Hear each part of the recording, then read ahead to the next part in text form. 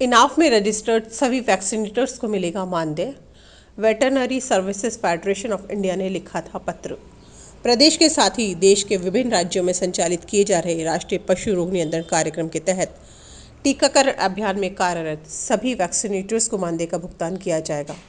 Vaccinators के मानदेय भुगतान को लेकर केंद्र सरकार के पशुपालन और डेयरी मंत्रालय ने अपना स्पष्टीकरण दिया है। मंत्रालय के संयुक्त सचिव उपमन्यु वसु की ओर से जारी किए गए स्पष्टीकरण के मुताबिक ऐसे वैक्सीनेटर्स जो निजी हों या सरकारी, जो इनाफ के तहत रजिस्टर्ड हैं और जो अपना डाटा इनाफ पर अपलोड कर रहे हैं, उन्हें मानदेय का भुगतान किया जाएगा। मंत्रालय ने यह स्पष्टीकरण veterinary services federation of India की ओर से मानदेय भुगतान को लेकर उठाए गए सवाल के बाद दिया है। गौरतलब है कि केंद्र सरकार की ओर से पशुओं को खुरपका मुंहपका रोग से बचाने के लिए राष्ट्रीय पशु रोग नियंत्रण कार्यक्रम चलाया जा रहा है।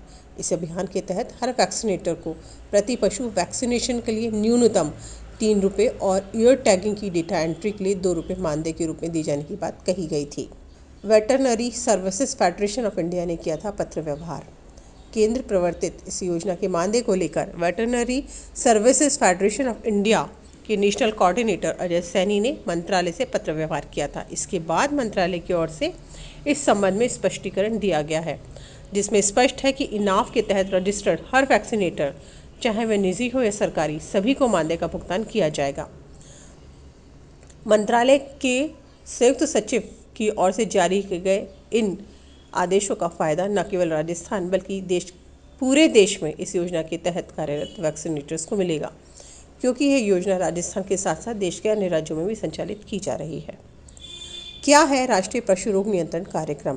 प्रधानमंत्री नरेंद्र मोदी ने पशुओं में खुरपका और मुंहपका रोग और ब्रुसेलोसिस के नियंत्रण और उन्मूलन के लिए राष्ट्रीय पशु रोग नियंत्रण कार्यक्रम की शुरुआत की थी। यह कार्यक्रम पूरी तरह से केंद्र सरकार की ओर से प्रायोजित है। इस कार्यक्रम का मुख्य उद्देश्य मवेशियों की सेहत में सुधार कर किसानों को अधिक से अधिक लाभ पहुंचाना है।